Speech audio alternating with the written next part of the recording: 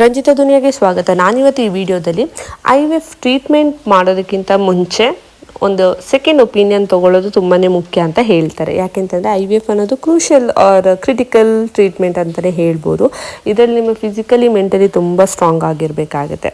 So ಒಂದು ವೇಳೆ ನಿಮಗೆ IVF ಟ್ರೀಟ್ಮೆಂಟ್ಗೆ ಹೋಗಬೇಕು ಅಂತಂದಾಗ ಯಾಕೆ ನಾವು ಸೆಕೆಂಡ್ ಒಪಿನಿಯನ್ ಅಂತ ಒಂದು ಮೇನ್ ರೀಸನ್ ಕೊಡ್ತಾರೆ ಅಂತಂದಾಗ, ಒಂದು ಮೇನು ಯಾರಿಗಾದ್ರೂ ಪದೇ ಪದೇ IVF ಫೇಲಿಯರ್ ಆಗ್ತಾ ಇದೆ ಅಂತಂದಾಗ ಅವರು ಒಂದ್ಸಲ ಸೆಕೆಂಡ್ ಒಪಿನಿಯನ್ ತೊಗೊಳ್ಳೋದು ತುಂಬಾ ಮುಖ್ಯ ಆಗಿರುತ್ತೆ. ಯಾಕೆಂತಂದರೆ ಒಂದೊಂದು ಡಾಕ್ಟರ್ಗಳ ಟ್ರೀಟ್ಮೆಂಟ್ ಬೇರೆ ಬೇರೆ ಇರುತ್ತೆ. ಬೇರೆ ಬೇರೆ ಇಂಜೆಕ್ಷನ್ಸ್ ಆ ಥರದ್ದೆಲ್ಲ ಕೊಡ್ತಾರೆ ಕೆಲವು ಡಾಕ್ಟರ್ಗಳು. ಇನ್ನು ಕೆಲವು ಡಾಕ್ಟರ್ಗಳ ಮೆಥಡ್ ಬೇರೆ ಇರುತ್ತೆ. ಕೆಲವು ಡಾಕ್ಟರ್ಗಳು ಡೇ 3 ಎಂಬ್ರಿಯೋಸ್ನ ಟ್ರಾನ್ಸ್ಫರ್ ಮಾಡ್ತಾರೆ. ಇನ್ನು ಕೆಲವು ಡಾಕ್ಟರ್ಗಳು ಡೇ 5 ಎಂಬ್ರಿಯೋಸ್ನ ಟ್ರಾನ್ಸ್ಫರ್ ಮಾಡ್ತಾರೆ. ಸೊ ಅವರವರ ಏನು ಮಾಡ್ತಾರೆ, ಅವರು ಟ್ರೀಟ್ಮೆಂಟ್ನ ಕೊಡ್ತಾರಲ್ಲ ಅದರ ಪ್ರಕಾರ ಅವರು ಟ್ರೀಟ್ಮೆಂಟ್ನ ಕೊಡುವಂಥದ್ದು. ಕೆಲವು ಪೇಷಂಟ್ಸ್ಗಳು ಅದು ಅಪ್ಲೈ ಆಗಲ್ಲ, ಅದು 100% ಅಕ್ಯೂರ್ ಆಗಿರಲ್ಲ ಅನ್ನೋ ರೀಸನ್ಗೆ ಒಂದ್ಸಲ ಸೆಕೆಂಡ್ ಒಪಿನಿಯನ್ನ ತೊಗೊಳ್ಳೋದು ಒಳ್ಳೆಯದು ಅಂತ ಹೇಳ್ತಾರೆ. ಪದೇ ಪದೇ ಯಾರಿಗೆ ಫೇಲಿಯರ್ ಆಗಿದೆ ಅವರು.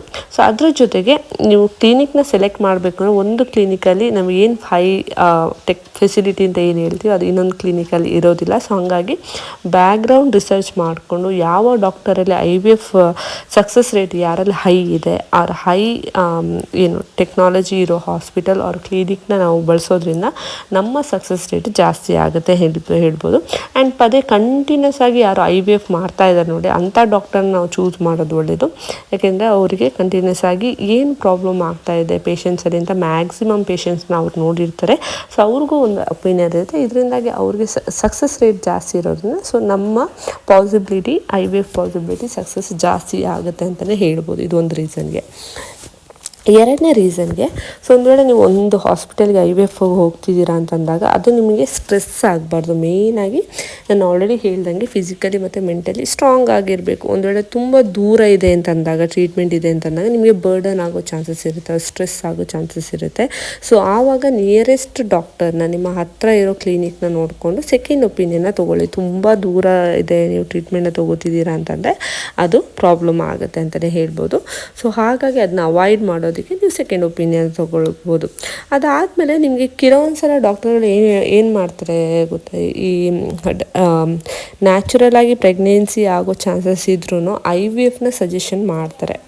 ಸೊ IVF ಮಾಡ್ಕೊಳ್ಳಿ, ನಿಮ್ಗೆ ಆಗಲ್ಲ, ಈ ಥರ ಪ್ರಾಬ್ಲಮ್ ಇದೆ, ಆ ಥರ ಪ್ರಾಬ್ಲಮ್ ಇದೆ ಅಂತ ಹೇಳ್ಕೊಂಡು ಯಾಕೆ ಅಂತಂದರೆ IVF ಕಂಪ್ಯಾರಿಟಿವ್ಲಿ ಕಾಸ್ಟ್ಲಿ ಇರುತ್ತಲ್ವ IVF. ಸೊ ಇದರಿಂದಾಗಿ ಅವರಿಗೆ ಅರ್ನಿಂಗ್ ಜಾಸ್ತಿ ಬರುತ್ತೆ. ಕೆಲವು ಡಾಕ್ಟರ್ಗಳು ಹೇಳ್ತಾ ಇರೋದು ಸೊ ಅರ್ನಿಂಗ್ಗೋಸ್ಕರ, ದುಡ್ಡುಗೋಸ್ಕರನೇ ಅವ್ರು ಈ ಥರ IVF ಮಾಡ್ಕೊಳ್ಳಿ ಅಂತ ಡೈರೆಕ್ಟಾಗಿ ಸಜೆಷನ್ ಮಾಡ್ತಾರೆ ಕೆಲವು ಡಾಕ್ಟರ್ಗಳು.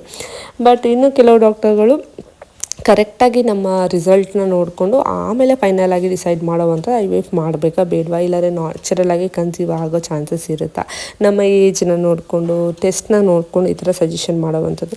ಸೊ ಯಾವ ಡಾಕ್ಟರ್ ಸಡನ್ನಾಗಿ IVF ಮಾಡಿ ಅಂತ ಹೇಳ್ತಾರೆ ನೋಡಿ, ಆವಾಗ ನೀವು ಯಾವಾಗಲೂ ಯಾವುದಕ್ಕೂ ಒಂದು ಸಲ ಸೆಕೆಂಡ್ ಒಪಿನಿಯನ್ನ ತೊಗೋಬೇಕಾಗುತ್ತೆ.